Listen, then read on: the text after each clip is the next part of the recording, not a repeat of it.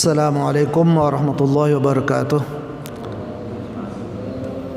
Innal hamdalillah wa syukra lillah wa thanaa lillah la haula wala quwwata illa billah.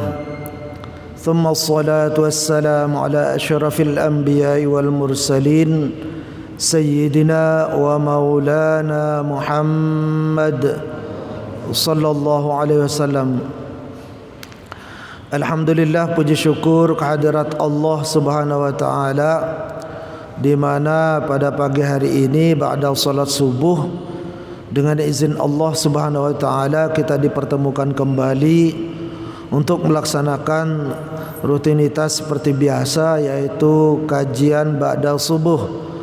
Dalam hal ini di minggu yang pertama di bulan Juni, yaitu tafsir Al-Quranul Karim, dengan harapan mudah-mudahan Allah Subhanahu wa taala menerima segala aktivitas kita, kegiatan kita, terlebih lagi kegiatan atau aktivitas yang berkaitan dengan masalah ibadah. Mudah-mudahan segala bentuk amal perbuatan kita diterima oleh Allah Subhanahu wa taala, dan mudah-mudahan sudah sesuai dengan Al-Quranul Karim atau hadis Nabi Muhammad sallallahu alaihi wasallam. Allahumma salli ala Sayyidina Muhammad wa ala ali Sayyidina Muhammad. Salawat serta salam atas junjungan Nabi besar Muhammad sallallahu alaihi wasallam. Kita selalu berharap mudah-mudahan hati kita selalu terpaut rasa cinta yang mendalam kepada baginda Rasul, dan mudah-mudahan kita mendapatkan syafaatul kubra dari baginda Rasulullah sallallahu alaihi wasallam. Amin, Allahumma amin ya rabbal alamin.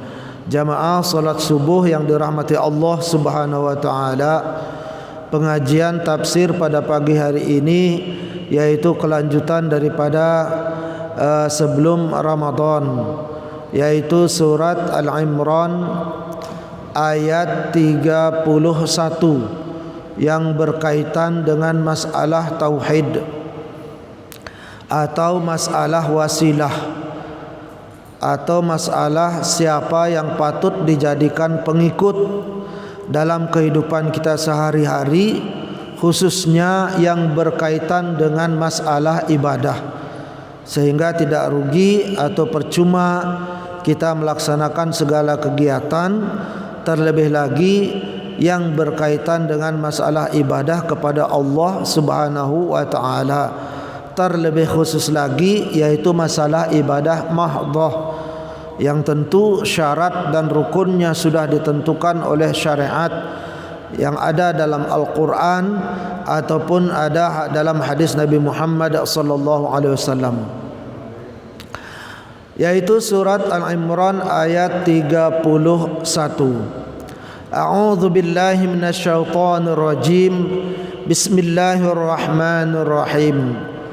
Qul in kuntum tuhibbunallaha fattabi'uni yuhibbukumullah. Qul, katakanlah hai Muhammad. Jadi Allah memerintahkan kepada Nabi Muhammad agar memberitahukan kepada umatnya ketika beliau berdakwah, ya, memberitahukan kepada orang-orang musyrik, yaitu orang-orang kafir jahili pada saat itu. Kenapa?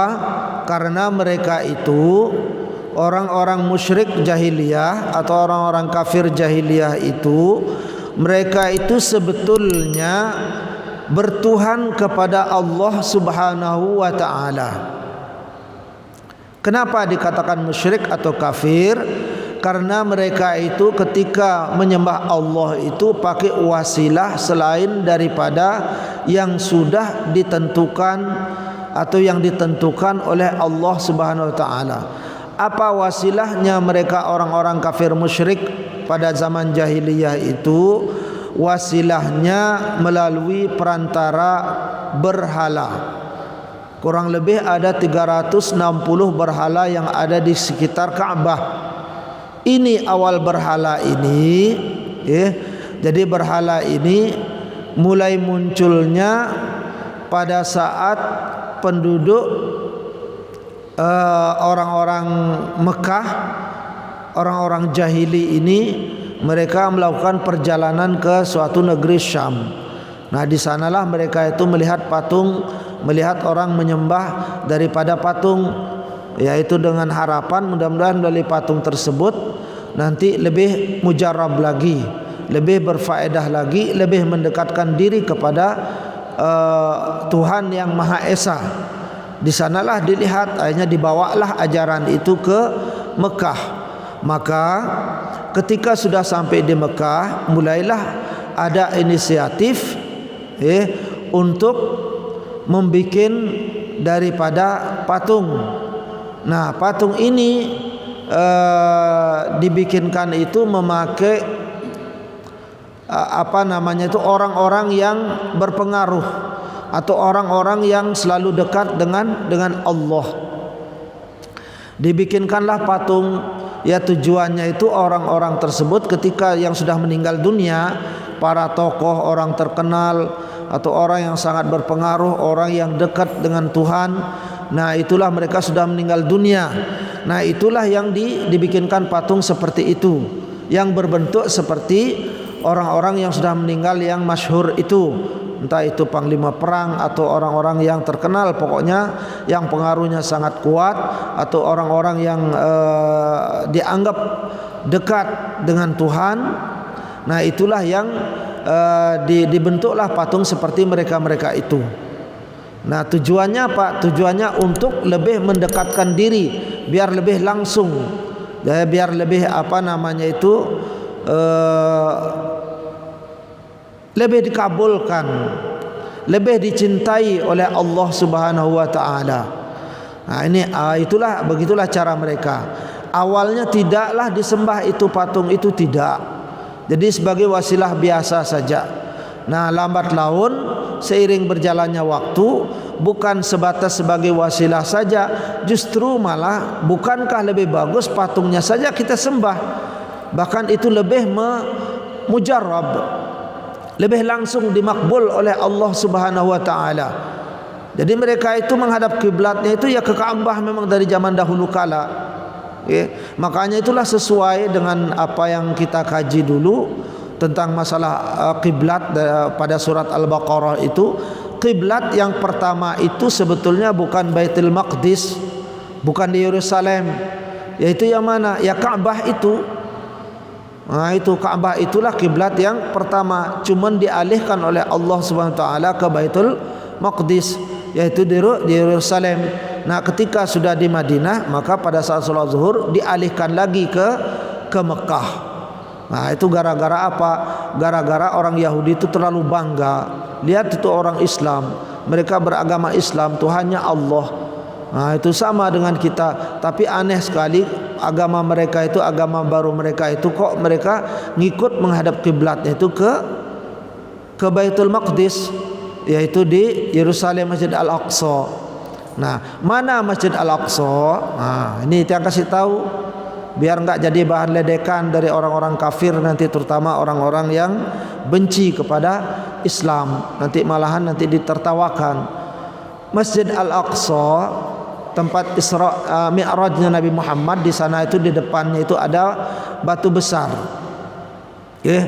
Ada batu besar di sana. Di sanalah Rasulullah itu mulai naik ke langit. Itu turun dari langit itu namanya tangga cahaya. Makanya tangga, kenapa tangga? Nah, tangga itulah yang dipakai naik, karena Rasulullah tidak mungkin bisa terbang. Nah, dipikul oleh buraq. Nah, itulah dibawa ke sampai langit ketujuh, mulai langit pertama, kedua, ketiga sampai langit ketujuh. Nah, di sanalah naik tangga. Makanya namanya Mi'raj. Nah, Mi'raj ini isim alat. Jadi tempat naik ya tangga. Makanya tangga itu bahasa Arabnya apa? Mi'raj. Bukan ma'raj, Mi'raj. Ma'rajun, mi'rajun, araja naik. Berarti ma'rajun itu waktu naik, ma'rajun bisa juga tempat naik. Mi'raj itu adalah alat yang dipakai naik, yaitu tangga. Nah, itulah di masjid. Masjidnya itu kecil, bukan masjid yang kubah kuning itu. Nah, ini biar enggak ditertawakan oleh orang Israel. biar jelas. Itu dia dekat jaraknya itu. Pokoknya kalau lihat gambar ya masjid Kubah Mas itu kan besar tuh, halamannya luas. Nah itulah di sampingnya itu kurang lebih kalau tidak salah kayaknya di sebelah kiri mungkin ya. Dan sendiri belum pernah ke sana. Di sebelah kiri sekitar 200 meter atau 150 meter itu ada masjid kecil, di depannya ada batu. Nah itu bukan masjid Kubah Mas itu yang besar tuh, bukan itu. Nah itulah rencananya itu yang akan dihancurkan oleh orang Israel yang kecil itu, bukan yang Kubah Mas itu. Memang mereka bikin terowongan dari bawah. Ya bukan itu yang akan ini, tak kasih tahu aja ini biar nggak sibuk mempertahankan itu. Yang mau dihancurkan tuh bukan itu. Tak, makanya betul kata mereka itu, kami tidak mau menghancurkan itu. Untuk apa? Karena dari agama mereka itu ya memang bukan itu. Tempat mi'rajnya Nabi itu di masjid kurang lebih 150 meter. Nah menghadap ke sanalah itu Baitul Maqdis. Nah di sanalah rencananya itu akan membuat istana Sulaiman, kata istana Daud apa namanya, orang-orang Yahudi. Karena itu perjanjian dari agama mereka yang harus ditegakkan. Nah ketika sudah itu hancur, barulah di sana akan terjadi peperangan. Maka turunlah Nabi Isa alaihissalam dan datangnya Imam Mahdi. Jadi biar enggak ditertawakan oleh orang Yahudi, oleh orang Israel. Karena Setia sendiri sempat melihat di video orang Yahudi, orang Kristen, tapi dia orang Israel beragama Kristen. Itu sempat dia tertawa. Lucu, orang-orang Islam itu tidak tahu dia Masjid Aqsa itu yang mana. Mayoritas umat Islam itu mengatakan Masjid Aqsa itu apa? Ya Kubah Mas itu. Nah, makanya dialah yang membuka itu strategi daripada orang Israel itu. Orang Israel pun ya tahu. Nah di depan itulah ada batu. Nah di sanalah turun tangga itu dari langit. Di atas batu itu, dari sanalah Rasulullah itu naik, dan batu itu masih sampai sekarang. Ya. Jadi itu. Nah, ketika menghadap kiblat ke Ka'bah, begitu juga ketika menghadap kiblat ke Baitul Maqdis yang di samping Masjid Kubah Mas itu, bukan berarti menyembah masjid itu tidak menghadap saja. Begitu juga ketika menghadap ke Ka'bah itu bukan berarti menyembah daripada Ka'bah. Karena itulah ketika kita sholat, nah ini perlu diperhatikan karena ini masalah tauhid, ini ayat ini juga. Ketika kita menghadap kiblat waktu melaksanakan sholat, kalau memang niat kita hanya menghadap saja karena perintah syariat Islam, karena perintah syariat Islam ini masalahnya. Sebenarnya namanya menyembah Allah itu hakikatnya kita menghadap kemana saja itu bisa sebetulnya. Karena Allah itu meliputi segala-galanya, menguasai segala-galanya. Jadi itu meliputi segala-galanya. Bukan berarti Allah itu berkehendak kepada tempat, tidak. Allah itu meliputi, menguasai segala-galanya. Karena itulah ainama tuwallu fathama wajhullah, kemanapun kalian menghadap di sanalah Allah itu sudah tahu, sudah paham. Nah tapi karena syariat Islam, maka sejak zaman dahulu kala itu diwajibkan, diperintahkan itu ketika menyembah Allah itu harus menghadap ke Ka'bah. Nah itu sebatas kita menghadap. Nah ketika kita menghadap ke Ka'bah itu atau menghadap kiblat, begitu juga pada saat dipindah ke Baitul Maqdis harus menghadap Baitul Maqdis, kemudian kembali lagi menghadap ke Ka'bah pada saat di Madinah sampai sekarang. Nah ketika kita menghadap ke Ka'bah itu, menghadap kiblat itu, kalau niat kita itu sebatas menghadap kiblat saja, maka selamatlah akidah kita, sah solat kita, akidah kita pun selamat. Tapi nah ini, kalau pada saat kita menghadap kiblat itu, menghadap ke Ka'bah itu dengan niat menyembah itu Ka'bah batu tersebut, benda mati, maka bagaimana hukumnya? Ya murtad, solat tidak sah, kita pun jatuhnya murtad, keluar dari Islam. Kenapa? Ka'bah yang disembah itu kan kubus kotak, batu benda mati. Nah inilah perlunya kita hati-hati ketika menghadap kiblat. Ini terutama yang dekat-dekat solatnya itu di depan Ka'bah. Nah itu hati itu harus dijaga betul. Jangan harapan agar supaya kita menyembah daripada Ka'bah itu kafir hukumnya. Karena kita sama aja kayak menyembah berhala. Nah begitulah awalnya daripada orang-orang kafir jahiliyah itu. Itu mereka awalnya tidak menyembah, sebagai wasilah saja agar supaya lebih mendekatkan diri, lebih cepat diterimanya oleh Allah Subhanahu wa taala, lebih dekat kepada Allah Subhanahu wa taala lewat wasilah daripada patung-patung yang menyerupai orang-orang yang berpengaruh, para pemimpin, tokoh masyarakat, orang alim atau orang-orang yang dekat sama Allah. Itulah yang dijadikan patung dengan harapan untuk ngalap barakah supaya lebih dekat, lebih cepat diijabah oleh Allah Subhanahu wa taala. Nah begitu juga ketika kita berdoa di Ka'bah. Nah itu jangan kita minta sama Ka'bahnya, mintalah kepada Allah. Itu hati itu juga harus dijaga, terutama di saat kita di multazam, di depan pintu Ka'bah yang paling terkenal mujarrab itu. Nah hati itu harus dijaga di sana. Jangan kita berharap memohonnya itu kepada Ka'bah itu atau pintu Ka'bah multazam itu, jangan. Itu syirik hukumnya. Nah, gara-gara inilah orang-orang yang di luar Ahlus Sunnah wal Jamaah itu sangat sekali mengharamkan, melarang orang itu pakai wasilah apapun, seperti pakai jimat atau apa saja, atau umpamanya pergi ke kuburan, ziarah kubur, karena itu sebetulnya yang ditakuti. Peristiwa sejarah itu munculnya orang menyembah berhala jadinya.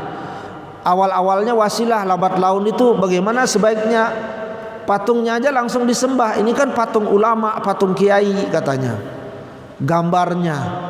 Nah itulah yang ditakuti.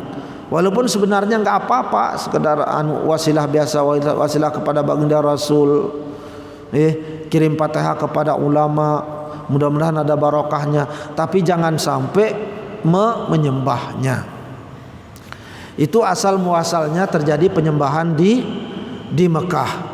Nah itulah yang diceritakan oleh ayat Al-Quran ini, surat Al-Imran ayat 31. Dalam di kitab tafsir Jalalain disebutkan lamma nuzila, apa katanya itu, nuzila lamma qalu, manakala ayat ini diturunkan, mereka pada saat itu mengatakan begini, ma na'budul asnam, ketika dilarang oleh Rasulullah sallallahu alaihi wasallam menyembah berhala-berhala yang jumlahnya 300, kurang lebih 360 berhala. Yang paling besar itu pemimpinnya itu Lata dan Uzza, namanya itu terkenal, itu mantan seorang yang tokoh terkenal pada zaman jahiliyah, dijadikan patung, dibikinkan patung Lata dan Uzza. Nah itu ma na'budul asnam, tidaklah kami menyembah daripada berhala-berhala tersebut, kata mereka, illa hubban lillah, justru kami itu melakukan hal ini. Nah ini kan seperti kisah yang saya ceritakan awal tadi itu, mereka dapatnya itu idenya itu dari negeri Sam, dibawanya pulang, dibikinkan patung, illa hubban lillah, kecuali semata-mata karena kami cinta dengan Allah. Kenapa cintanya itu apa? Biar lebih cepat ingin sampai kepada Allah, liuqarribuna ilaih. Itu kata mereka, agar kami lebih cepat sampai dekat kepada Allah Subhanahu wa taala. Itu alasan mereka. Makanya ini hati-hati bagi orang yang suka berwasilah.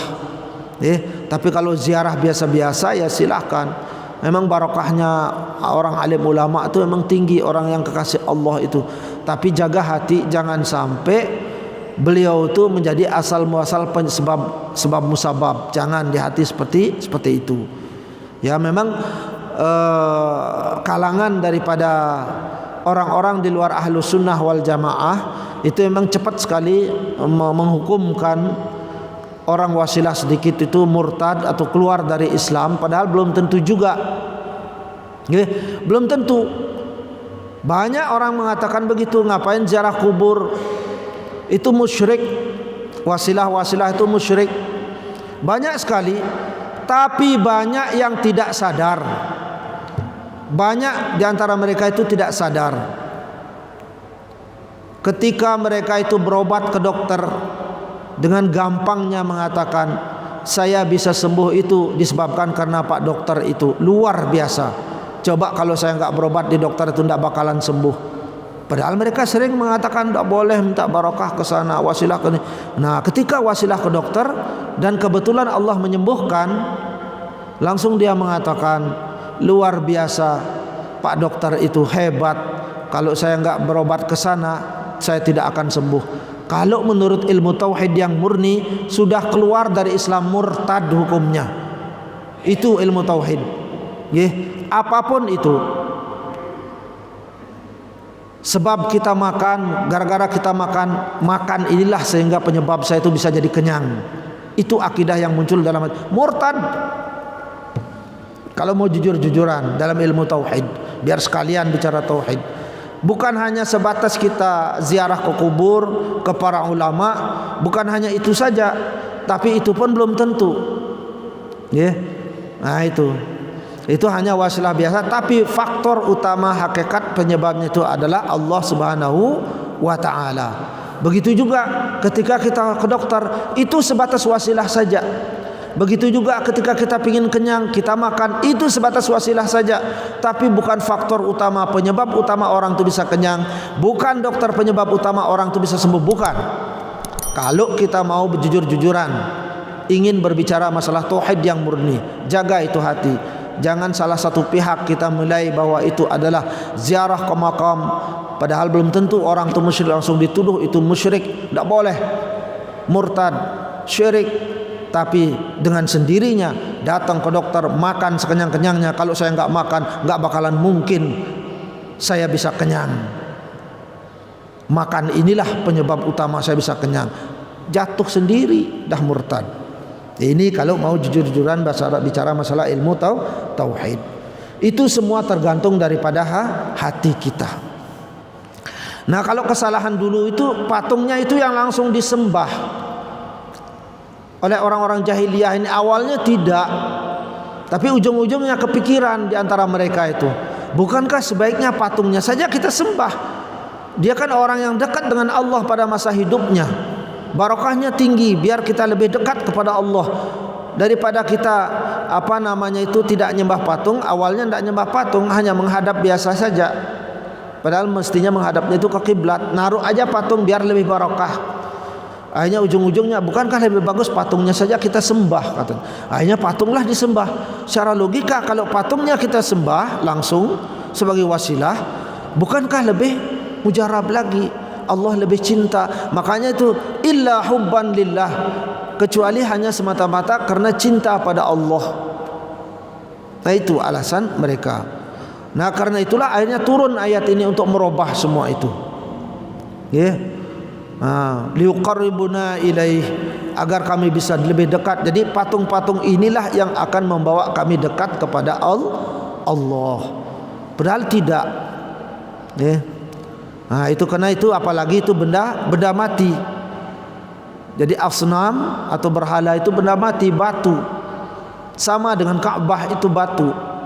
Jadi kita sebatas menghadap. Itu pun sekali lagi karena perintah daripada Al-Quran dan perintah dari baginda Rasulullah SAW. Begitu juga mencium Hajar Aswad. Hajar Aswad itu adalah batu, makhluk. Apa katanya Sayyidina Abu Bakar? Seandainya kalau bukan Rasulullah mencium kamu, saya tidak bakalan mau cium. Kenapa? Wong ini benda mati, ngapain dicium? Tapi karena Rasulullah mencium, mau, akhirnya orang mencium sampai sekarang. Nah, itu masalah tauhid. Tapi semua kembali kepada hati kita. Nah, ini perlunya jaga hati. Jangan terlalu mendewakan sesuatu. Walaupun dia seorang ulama, itu. Walaupun dia sebagai nabi umpamanya, tetap nabi itu makhluk. Jangan nabinya disembah. Ya, karena makhluk. Nah, itulah asal muasal asbabun nuzul turunnya ayat ini. Qul, katakan hai Muhammad. Nah, biar lurus jalannya, katanya, katakan in kuntum tuhibbunallah, jika kalian memang benar-benar cinta kepada Allah, ingin murni langsung dekat dengan Allah, kemana wasilahnya? Fattabi'uni, caranya itu adalah ikuti aku. Bilang begitu hai Muhammad, jangan lewat yang lain-lain. Ikuti baginda Rasulullah sallallahu alaihi wasallam. Fattabi'uni, kata Allah, bilang begitu Muhammad, ikuti aku. Karena dari Rasulullah itulah semua sumber-sumber amal perbuatan itu sesuai apa yang dikehendaki oleh Allah. Wa ma yantiqu 'anil hawa in huwa illa wahyu yuha. Tidaklah baginda Rasul itu berbicara menurut hawa nafsu, kecuali memang wahyu dari Allah Subhanahu wa taala. Apapun itu. Mulai dari A sampai Z. Jadi kalau ada orang dalam hal beribadah, dalam hal beribadah atau apapun kegiatannya, karena hakikatnya sebetulnya apapun kegiatan kita selama 24 jam itu sebetulnya itu sama, itu sumbernya itu dari Al-Quran sebetulnya. Entah adat istiadat, entah apapun itu, selama tidak menyimpang dari syariat. Itu sudah sering yang ungkap masalah itu, adat itu ada dalam Al-Quran, ada dalam hadis Nabi. Cuman kadang-kadang banyak di antara kita tidak menyadari. Ya, ini perlunya kita memahami sampai mendalam. Itu semua ada 24 jam segala bentuk kegiatan kita, cuman dia sifatnya bercabang, sudah semakin bercabang. Nah, makanya itu ulama itu membantu dibikinkan kaedah-kaedah. Ada namanya kaedah usul fikih, ada namanya usul fikih. Nah, itu tujuannya apa? Tujuannya biar ketika kita membaca itu kita tidak repot lagi terlalu mendalami ilmu Al-Quran, terlalu mendalami ilmu bahasa Arab, karena tidak semua manusia itu di dunia ini mampu untuk berijtihad. Tidak semua. Kita mau berijtihad dari Al-Quran, bahasa Arab aja nggak paham, belum lagi ilmu yang lainnya, tarikh tasyri'nya, asbabun nuzulnya, belum lagi kaedah-kaedahnya. Nah, ini tidak bisa. Kalau kita berijtihad itu mengandalkan terjemah, itu haram hukumnya. Walaupun benar hasil ijtihad kita, tetap dosa. Nah, karena itulah tidak semua orang bisa. Disebab karena tidak semua orang itu mampu, seperti para imam-imam terdahulu, apalagi masanya dekat dengan Rasulullah, mendapatkan hadis itu pun masih murni. Tidak seperti kita sudah berapa ribuan generasi, sudah jauh sekali. Makanya kita tidak bisa menyepelekan seperti Imam Syafi'i, Imam Hanafi, Imam Maliki, Imam Hambali yang masanya dekat sekali dengan Rasulullah. Masih ketemu dengan buyutnya sahabat, cucunya sahabat. Kan banyak itu, mohon maaf, 1000 maaf, saudara kita kaum muslimin, jangan sekali-kali menyepelekan hadis-hadis yang dibawa oleh para imam mazhab. Gara-gara munculnya hadis-hadis yang dibawa oleh Imam Bukhari dan Muslim. Padahal lebih dulu imam 4 mazhab itu lebih dekat dengan Rasulullah ketimbang Bukhari Muslim.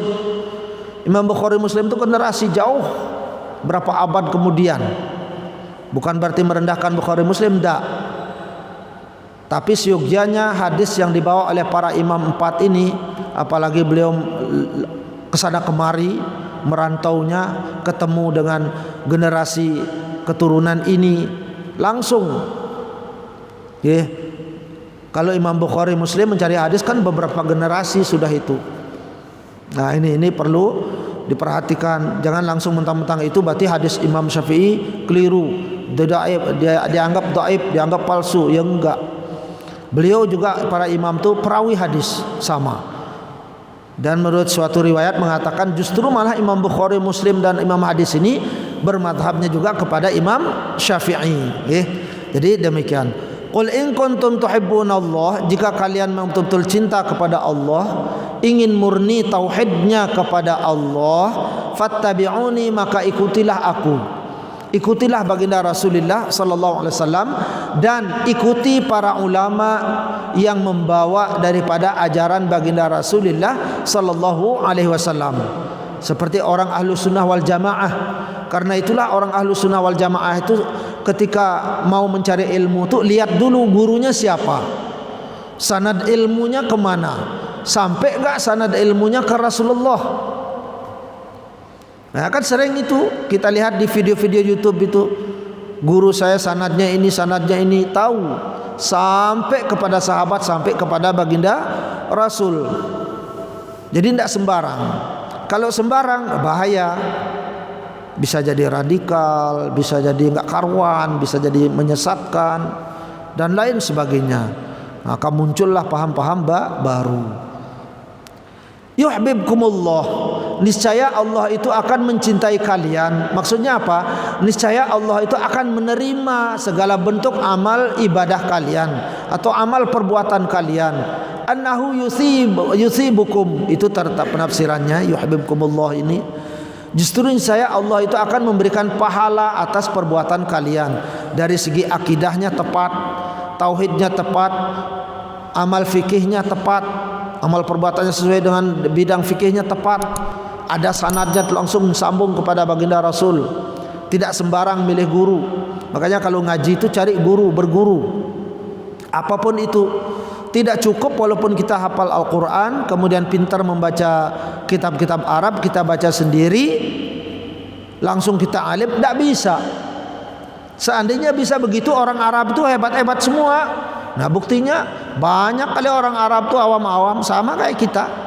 Walaupun dia bisa baca kitab, nulis juga pakai gitu, banyak sekali. Banyak orang-orang awam nggak ngerti, masih mengandalkan fatwa ulama, masih mengandalkan mufti. Makanya ada mufti di sana, pemerintah negara itu kalau di Indonesia itu MUI, tukang fatwa, ada dibentuk itu. Kalau memang mereka itu bisa alim, tahu dan berani, ya gampang sekali, tidak usah bikin mufti negara di negara Arab, tidak perlu. Justru mereka itu alim-alim, tidak. Jadi tidak gampang. Nah itulah tidak cukup hanya sekedar bisa membaca dan tidak bisa, bahaya. Karena itulah ulama itu mengatakan barang siapa yang belajar sendiri tanpa guru, walaupun dia bisa baca dan sebagainya, maka setanlah jadi gurunya. Nah di sanalah bahayanya, di sana akan terjadi masalah seperti yang terjadi tahun 90-an yang sudah penantian ceritakan. Nah itu kejadian kebetulan di Indonesia, masuk penjara seorang kiai. Nah ini kiai itu siapa? Ya gurunya itu ya setan. Makanya keliru dia memahami kitab-kitab para ulama. Yuhibbukumullah, maka Allah akan memberikan pahala, menerima semua karena murni, tauhidnya murni, fikihnya murni, tentang masalah akidah, akhlaknya murni, semuanya lengkap asal sesuai dengan Rasulullah SAW dan para ulama yang pewaris daripada Nabi yang bersanad, terus bersanad sampai sekarang. Makanya beda ilmu orang bersanad dengan tidak bersanad. Kalau orang bersanad itu ilmunya barakahnya luar biasa, tinggi barakahnya. Kalau orang yang tidak bersanad hancur biasanya, berantakan. Wa yaghfir lakum dzunubakum, dan Allah pun akan memaafkan segala bentuk kesalahan kalian yang telah masa lalu. Nah, kalau kita mau kembali kepada baginda Rasul, kembali kepada ajaran baginda Rasulullah sallallahu alaihi wasallam, jangan sembarangan. Nah ini walaupun dulunya sempat mencong jalannya gara-gara pengaruh, ya mohon maaf, 1000 maaf, apalagi zaman sekarang kesempatan mencong itu besar sekali. Kenapa? Pengaruh medsos itu lebih kuat daripada kita ngaji di pesantren. Cukup ngaji di medsos, di Google sudah jadi kiai, sudah jadi ustadz kondang, ketimbang kita masuk pondok. Nah ini zaman sekarang itu lebih berat, lebih bahaya ketimbang zaman dulu. Nah zaman sekarang tuh lebih banyak itu gurunya setan. Nah ini yang perlu kita hati-hati, waspada. Boleh baca silahkan informasi di medsos, tapi sekiranya ada sesuatu yang mengganjal, tanyakan kepada ahlinya, emang yang betul-betul. Jangan sembarangan menerima, apalagi dari YouTube. Jadi bahaya. Wa yaghfir lakum dzunubakum, walaupun anda dulu pernah melenceng kemudian anda kembali lagi tidak mau sudah begitu, maka Allah pasti memaafkan. Nah itu masalaf, apa yang telah lalu. Wallahu ghafurur rahim, dan Allah itu memaafi. Jadi Allah memaafkan apapun yang pernah dilakukan pada saat dulu, pada saat dia melenceng di luar daripada garis yang telah ditentukan oleh Allah, garis yang telah ditentukan oleh baginda Rasul, dan juga dibawa oleh para ulama-ulama pewaris para nabi, warasatul anbiya. Ya ini para ulama itulah sanad-sanad itu dari sana. Jadi kita betul-betul harus berguru. Rahim, dan Allah itu Maha Penyayang. Nanti Allah akan menyayangi kalian di dunia, terlebih lagi di akhirat. Kemudian ayat yang kedua yang terakhir, qul ati'ullaha wa rasul. Nah ini ditegaskan lagi. Dalam masalah agama, khususnya masalah tauhid, qul, katakan hai Muhammad, ati'ullah, taatlah kepada Allah. Nah itu, ikuti semua ajaran Allah yang ada di dalam Al-Quran, dan juga ikuti war rasul, dan ikutilah Rasulullah sallallahu alaihi wasallam, karena dalam diri Rasulullah sallallahu alaihi wasallam itu ada wahyu. Apapun yang beliau ucapkan itu hakikatnya adalah wahyu, tidak sembarangan, bukan hawa nafsu. Karena itulah sedikit saja kita tidak percaya dengan hadis yang dibawa oleh baginda Rasul yang jelas-jelas murni tanpa keraguan, murni baginda Rasul. Maksud tanpa keraguan murni baginda Rasul itu kalau zaman sekarang ini, zaman dulu sih enggak. Waktu zaman sahabat, karena kan berhadapan langsung dengan Rasul. Kalau berhadapan langsung dengan Rasul, semua yang kita dengar langsung dari Rasulullah itu hadisnya mutawatir. Bukan ada istilah ahad lagi, tidak ada zaman dulu. Kenapa enggak ada? Karena langsung berhadapan dengan Nabi. Jadi langsung, maka tujuan ada hadis ahad, hadis begini itu kan untuk memilah-milah biar kita tidak terjebak. Nah, kalau kita sedikit saja tidak percaya dengan ucapan hadis Nabi murni, kalau zaman sekarang tuh hadis yang mutawatir, yang perawinya itu sanadnya itu 40 minimal sahabat, berarti itu murni dari Nabi, tidak boleh diragukan. Berarti kita kafir kalau kita ragu. Seperti hadis innamal a'malu binniyat. Nah itu taat, patuh dan percaya. Seiring berjalannya waktu muncullah istilah-istilah hadis ahad, kemudian hadis sahih, hadis hasan, hadis dhaif. Gara-gara apa? Gara-gara banyak penipu, pemalsu hadis. Makanya ulama langsung bikinkan istilah biar kita tidak terjebak. Nah kalau zaman sahabat tidak perlu kayak ilmu kayak begitu, ilmu hadis nggak perlu, karena langsung dengan baginda Rasul. Maka taatilah Allah dan taatilah Rasul, apapun yang diucapkan, karena itu semua sumber adalah wahyu. Walaupun itu bukan Al-Quran, berarti masuknya hadis yang murni, hadis mutawatir. Nah ini hadis yang mutawatir. Nah ini kemudian sekedar informasi saja.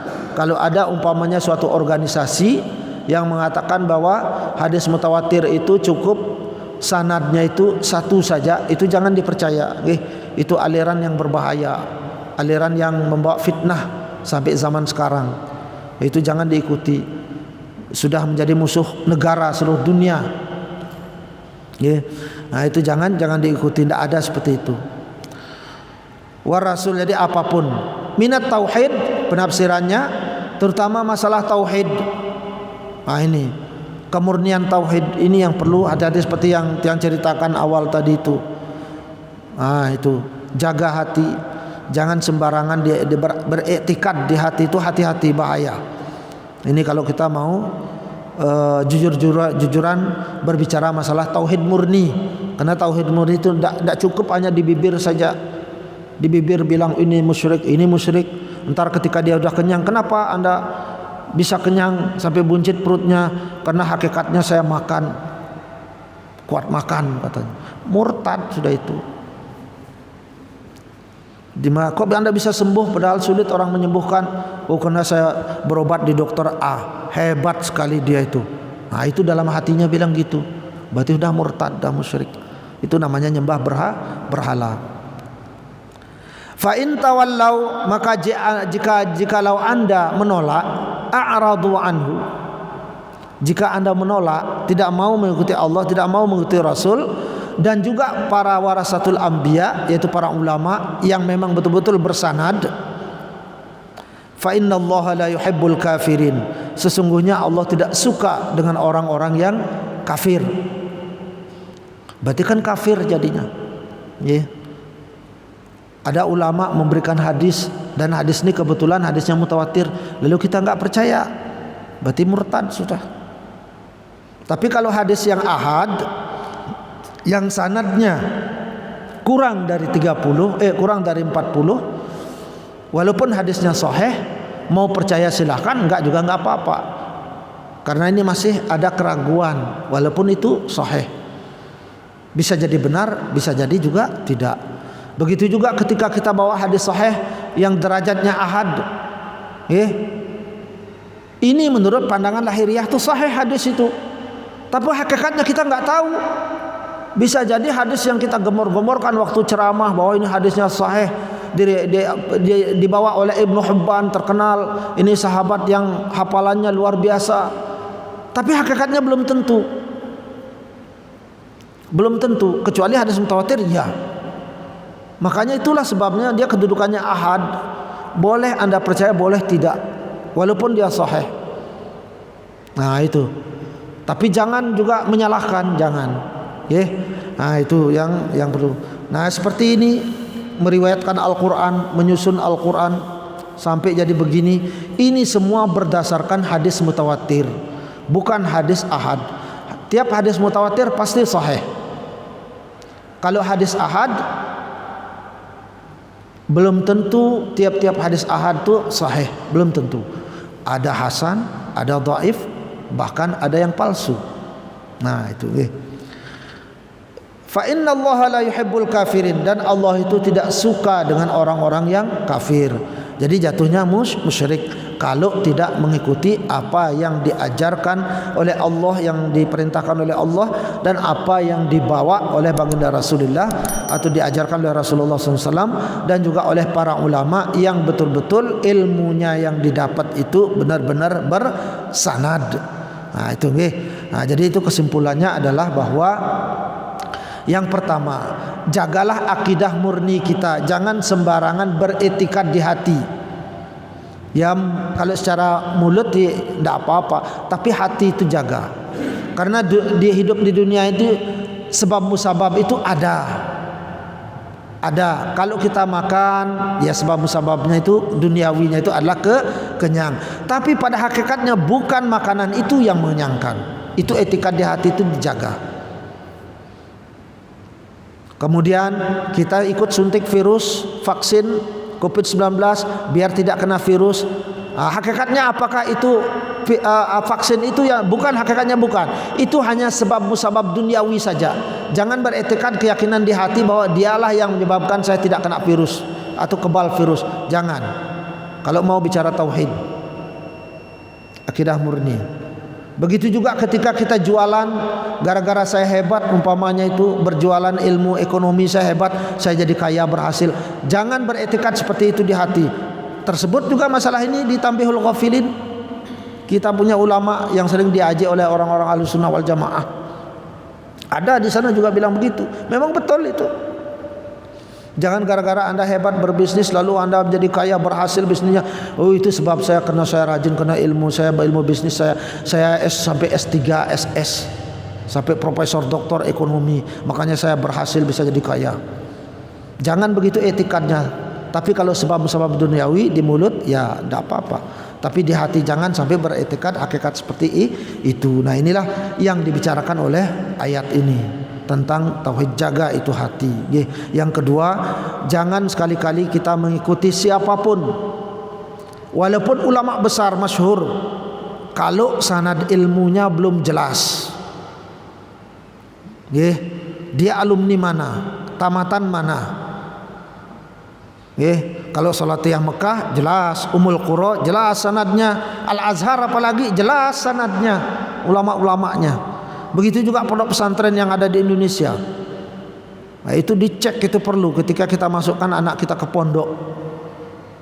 Jangan sembarang nanti masukin anak ke pondok. Jadi lihat kiainya siapa, pendirinya, alumni mana, keluaran mana. Jadi ketahuan dah sanadnya, ilmunya mana. Nah, tidak sulit mengecek itu. Lihat aja dia alumni mana, nanti akan ketahuan. Nah, itu yang perlu. Kemudian yang ketiga, akhir zaman, akhir medsos. Zaman sekarang ini mulai medsos itu kurang lebih mulai akhir tahun 90-an. Tahun 98 99 sudah mulai orang bermedsos ceria, termasuk yang sendiri waktu di Kairo sudah tahu medsos. Karena anak Kairo itu canggih-canggih, itu otodidak belajarnya itu. Mahasiswa luar negeri itu terkenal tuh, anak mahasiswa Kairo itu canggih-canggih masalah gitu-gitu, medsos segala macam itu otodidak semua. Bikin skrip, bikin apa itu tahu itu biasanya itu.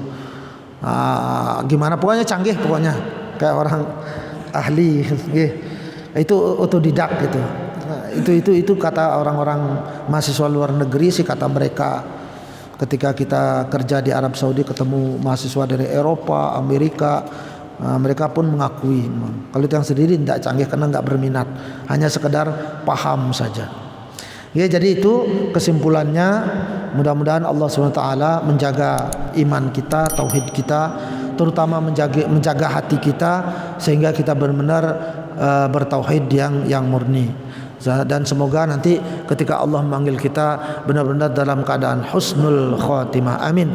Allahumma amin ya rabbal alamin. A'udzubillahi minasyaitonir rajim. Bismillahirrahmanirrahim. Allahumma shalli ala Muhammad wa ala ali sayyidina Muhammad walhamdulillahi rabbil alamin. Alhamdulillahi rabbil alamin hamdan syakirin, hamdan na'imin, hamdan yuafi ni'amahu wa yukafi mazidah. Ya rabbana lakal hamdu kama yanbaghi li jalali wajhika wa 'azimi sultanika ya karim. وسلم ورد الله تعالى عن ساداتنا أصحاب سيدنا رسول الله تعالى أجمعين. اللهم اغفر لنا ذنوبنا والوالدينا وارحمهم كما ربونا صغارا، ولمشايخنا ولأساتذتنا ولجميع المسلمين والمسلمات والمؤمنين والمؤمنات الأحياء منهم والأموات، وتابع بيننا وبينهم بالخيرات. رب اغفر وارحم أنت خير الراحمين، ولا حول ولا قوة إلا بالله العلي العظيم. اللهم علمنا ما ينفعنا بما علمتنا. اللهم إنا نسألك علما نافعا ورزقا طيبا كثيرا وعملا متقبلا. اللهم تقبل صلاتنا وصيامنا وقيامنا وركوعنا وسجودنا وتخشعنا وتضرعنا وتعبدنا، وتمم تقصيرنا يا الله، وتمم تقصيرنا يا الله، وتمم تقصيرنا يا الله برحمتك يا أرحم الراحمين يا رب العالمين. ربنا أرنا الحق حقا وارزقنا اتباعه، وأرنا الباطل باطلا وارزقنا اجتنابه. ربنا آتنا في الدنيا حسنة وفي الآخرة حسنة وقنا عذاب النار، وقنا عذاب النار، وقنا عذاب النار. وصلى الله على خير خلقه سيدنا محمد وعلى آله وصحبه وسلم. سبحان ربك رب العزة عما يصفون، وسلام على المرسلين، والحمد لله رب العالمين. ثم السلام عليكم ورحمة الله وبركاته. اللهم صل على قد كفاني علم ربي من سؤالي واختياري، فدعائي وابتهالي شاهد لي بافتقاري.